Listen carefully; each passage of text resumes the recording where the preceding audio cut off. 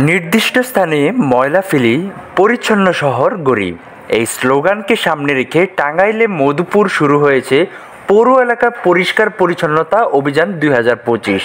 এই উপলক্ষে মঙ্গলবার ৩রা জুন দিনব্যাপী পৌর শহরের কয়েকটি ওয়ার্ড বিভিন্ন স্থানে স্তূপ করে রাখা ময়লা বাগার পরিষ্কারকরণের মাধ্যমে এই অভিযান শুরু হয়। দুপুরে মধুপুর উপজেলার নির্বাহী কর্মকর্তা মোহাম্মদ জুবায়ের হোসেন নেতৃত্বে এই পরিচ্ছন্নতা অভিযান চালানো হয়। পরে পৌর এলাকাকে পরিষ্কার পরিচ্ছন্ন রাখার বিষয়ে বিভিন্ন ওয়ার্ডে ঘুরে ঘুরে পৌরবাসীর সাথে এই অভিযান সম্পর্কে কথা বলেন।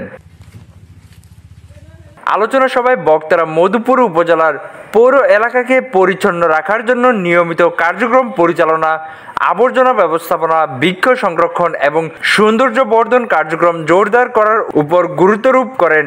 এই সময় তারা বলেন, মধুপুরের প্রাণ ও ঐতিহ্যের অংশ, তাই এখানকার পরিবেশ রক্ষায় সবাইকে সচেতন ও দায়িত্বশীল হতে হবে।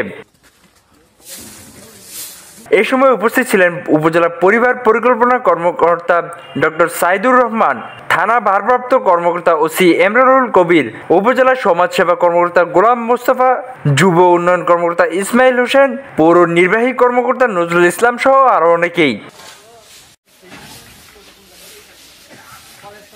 স্বাধীনতা টিভি বাংলা নিউজ ডেস্ক।